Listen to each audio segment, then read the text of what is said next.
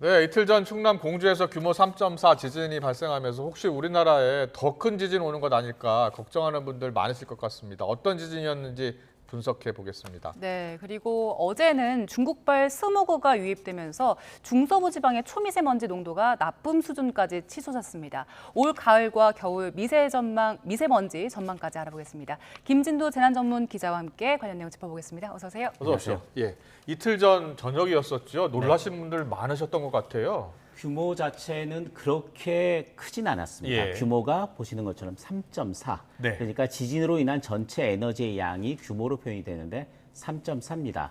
올해 일어난 지진이 모두 충남 공주 지진까지 87차례였는데 그 가운데 5번째로 강한 지진이었습니다. 그러니까 아주 뭐 엄청난 지진이고 피해가 날 정도는 아니었는데 내륙에서 난 지진입니다. 그렇죠. 내륙에서 난 지진이고 보시면 진원의 깊이가 12km. 우리나라에서 보통 나는 지진이 10에서 14km 정도 나는데 아주 얕은 위치에서 났기 때문에 그만큼 흔들림이 심했습니다. 네. 그 부분을 조금 더 설명을 드리면요. 그 땅속 깊이에서 지진이 발생하는 위치가 진원입니다. 네. 그리고 수직으로 올라온 지표를 진앙이라고 부릅니다. 예. 그런데 이번 지진은 규모가 3.4였죠. 그런데 진도라는 것은 흔들림의 정도입니다. 진앙에서 가까우면 진도가 훨씬 높고요. 진앙에서 멀어지면 멀어질수록 진도는 낮아지는 형태가 됩니다. 그러니까 예. 어제 같은 경우를 보면요. 이 상태 지난번 공주 지진은 공주시에서는 진도가 5였습니다. 조금만 뒤로 가서 설명해 주세요. 그럴까요? 안 보여요. 진도가 5였고요. 그리고 세종시와 대전이 바로 그 옆에 있지 않습니까? 네. 여기 같은 건 진도가 4였습니다. 그런데 경기도와 서울 이쪽 북쪽으로는 진도가 1이었습니다. 그렇다면 이 정도의 진도라면 어느 정도일까를 좀 보면요. 예. 보시죠. 진도 5가 공주 지역이었습니다. 진도 4가 세종과 대전 쪽이었거든요. 네. 보시면 흔들리는 정도를 느낄 수 있는 데가 진도 4. 그리고 공주 지역에서는 거의 모든 사람이 진동을 느끼고 창문이 깨질 수도 있는 정도 수준이었기 그랬군요. 때문에 예. 그 주변에 계신 분들은 천둥 소리가 났다. 뭔가 뭐 폭탄이 터지는 것 같았다. 예. 이런 소리를 듣고 굉장히 많은 신고를 하게 된 거죠. 그렇군요. 네. 예. 그리고 지진이 발생했던 시간도 보니까 9시 45분, 10시쯤 그렇습니다. 됐으니까 아마 다들 쉬고 계실 때 많이 느끼셨을 것 같아요. 네네. 정부는 어떻게 대응을 했습니까? 우선은 중대본부 같은 경우는 비상 1단계를 발령을 했습니다. 예. 우선은 지진이 내륙에서 일어났고 흔들림이 강했고 국민들이 많은 놀라신 분들이 많았기 때문에 네, 네. 비상 1단계로 내리고 나서 상황을 체크를 했는데 그들의 피해는 없었습니다. 놀라신 분들은 많고 신고 전화는 많았는데 피해가 발생한 건 없었고요. 예. 규모 자체가 그렇게 크지 않았다는 점 때문에 그렇습니다. 그렇군요. 그리고 추가 여진도 규모 3.4가 본진이 될 수도 있고 전진이 될 수도 있습니다. 그 위에 더 강한 지진이 나타난다면 3.4는 전진이 되는 거고 그 뒤에 더 강한 지진이 본진이 되는 겁니다. 예. 이게 더 큰 지진이 올 수도 있는 것 때문에 비상 1단계를 발령했는데 다행히 규모 3.4 지진이 본진이었고 그 뒤로는 규모 1, 2 정도의 굉장히 약한 지진만 이어지고 있는 상태입니다. 그렇군요. 올해 이제 튀르키예에서도 대규모 지진, 모로코 그렇죠. 여러 곳에서 지금 지진이 많이 발생하고 네네. 있어서 걱정이고요. 특히 우리나라에서 유달리 앞서 87번이요? 올해? 그렇죠. 예, 이렇게 지진이 자주 일어나는 게 평년보다 많이 일어나는 거 아니에요? 우리나라의 지진은 2011년도를 기준으로 해서 전과 후가 확연하게 바뀝니다. 예. 2011년도에 어떤 일이 있었냐면 일본에서 규모 9.0 아. 역사상 가장 강한 지진이 났습니다. 네, 동일본 그렇죠. 동일본 예, 대지진이 동일본 났는데 대지진. 예. 그 지진 때문에 일본 지각판이 움직이면서 우리나라 지각에도 직접적인 영향을 줬고요. 예. 그 여파로 지진이 많아지다가 아, 2016년도에 경주 지진 규모 5.8 우리나라 관측사상 그렇죠. 가장 강한 예. 지진이 났고요. 예. 연이어서 2017년도에는 규모 5.4 포항 지진이 났습니다. 예. 그때는 1년에 지진이 200회, 그다음 100회 이렇게 굉장히 많이 났었습니다. 그때 오히려 더 많이 일어났군요. 그렇죠. 그때는 여진이 워낙 심했기 때문에 그렇게 많이 났었고요. 2019년도를 기준으로 해서 80회 정도로 떨어집니다. 그래서 2022년까지는 약 80회 정도가 수준이 유지가 되고 있는데 평균적으로요. 예. 근데 올해는 87회가 벌써 발생했다는 이야기죠. 근데 2달 정도밖에 남지 않았지 않습니까? 네, 네. 그러니까 아주 뭔가 이유가 있을 이유를 찾아봐야 될 정도로 급격하게 증가한 건 아니지만 평년과 비슷한 정도 수준이 이어지고 있고 또 이전에 2016년, 2017년에 굉장히 큰 지진이 일어난 뒤로는 약간 안정화 단계에 접어들고 있다. 이렇게 보시면 됩니다. 알겠습니다. 그럼 어느 정도 이제 동일본 대지진의 여파에서는 조금씩 이제 멀어지고 있는 거긴 한데 큰 규모가 일어나는 그 지역들이요. 혹시 따로 있습니까? 우선은 가장 큰 데가 큰 단층대가 존재하는 곳이 그렇게 큰 지진들이 많이 일어납니다. 보실까요? 예. 제가 우리나라의 단층 지도를 좀 가져왔습니다.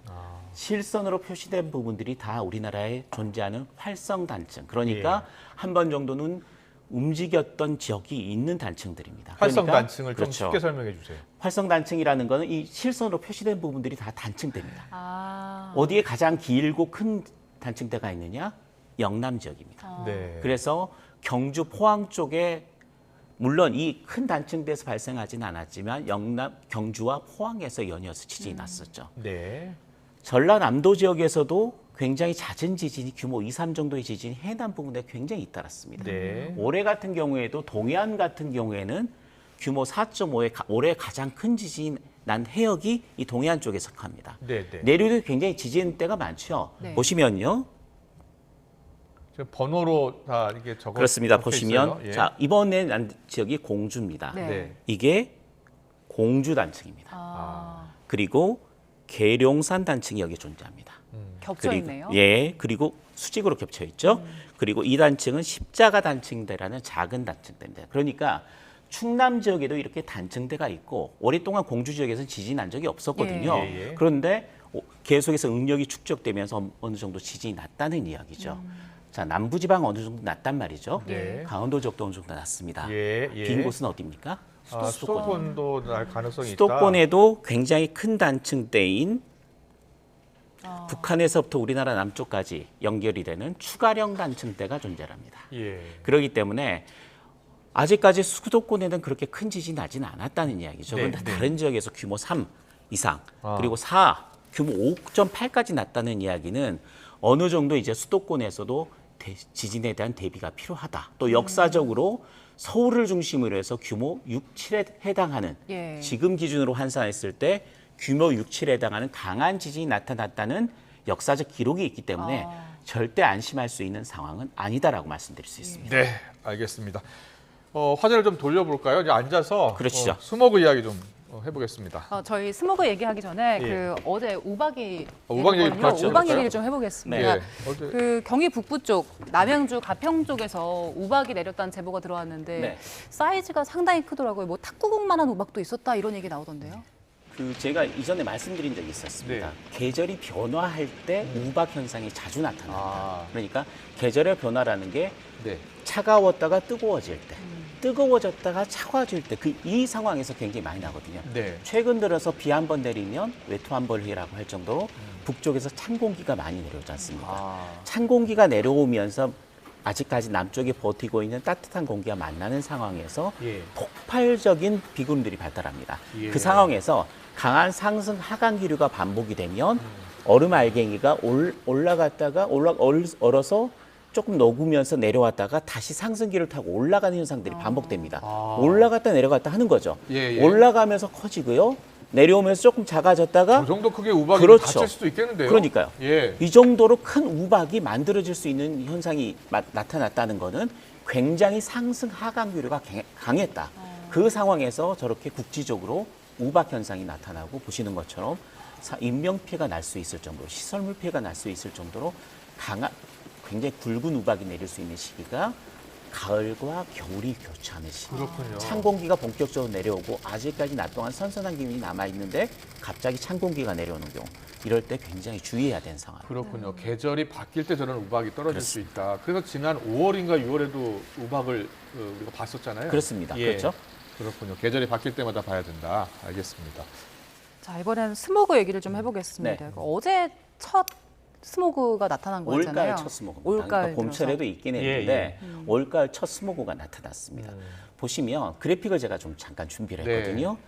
스캔 컴포터 형태로 좀 보내주시면 보겠습니다. 우리나라 주변의 대기 상태를 보여드리는 겁니다. 노랗네요. 보시면 예. 보시면 우리나라가 어디 있냐면 예. 여기에 예. 있습니다. 예. 중국에서부터 이렇게 노란색, 붉은색으로 표시된 부분이 초미세먼지입니다. 예. 그러니까 PM 2.5라고 부르는 2.5 마이크로미터, 직경이 2.5 마이크로미터 굉장히 작고 네. 인체에 더 해로운 초미세먼지가 중국 내부에서 생기기 시작합니다. 네네. 이게 일부가 우리나라에 날아와서 지금 영향을 주고 있는 거고요. 예. 보시면 앞으로도 이런 현상들은 계속될 가능성이 상당히 높아지고 있습니다. 보시면요. 그래요? 예. 중국 내부에 더 강한 구름들이 미세먼지가 생기고 있고요. 예. 그러니까요. 계속 빨가면 이동을 빨갈수록 심한 그렇습니다. 거죠. 더 넓어졌죠. 지금은 더 넓어졌고 약간 그 베이징 쪽으로는 굉장히 더 진한 그 초미세먼지가 생기고 그러네요. 있습니다. 그러니까 이게 어떻게 된 상황이냐면요. 코로나 때는 중국이 거의 봉쇄를 했기 때문에 초미세먼지가 없었습니다. 아, 발생을 안 했습니다. 공장 가동을 중단했기 때문에 예. 그 상태에서 이제는 코로나가 끝나고 나서 중국도 경제가 조금씩 활성화가 되고 있다는 이야기죠. 그리고 이제 우리나라보다 더 빨리 추워지는 시기가 중국이 다가옵니다. 예. 그러면 난방을 떼겠죠. 네. 그리고 생산활동도 많아지니까 또 스모그가 나오기 시작하겠죠.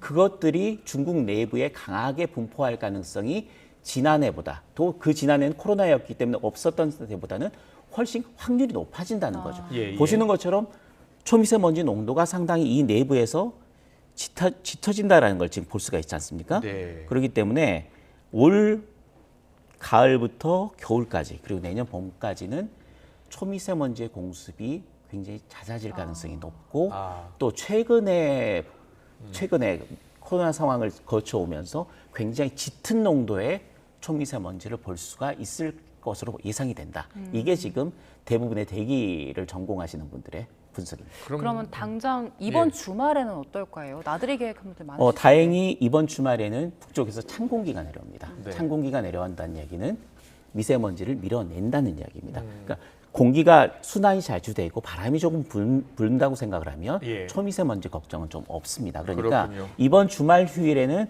아까 캐스터가 이야기했듯이 예. 맑고 선선한 날씨 그리고 초미세먼지 걱정은 없습니다. 네. 중국발 스모그 유입 전망까지 들어봤습니다. 김진두 ITN 기상재난 전문기자와 함께했습니다. 잘 들었습니다. 고맙습니다.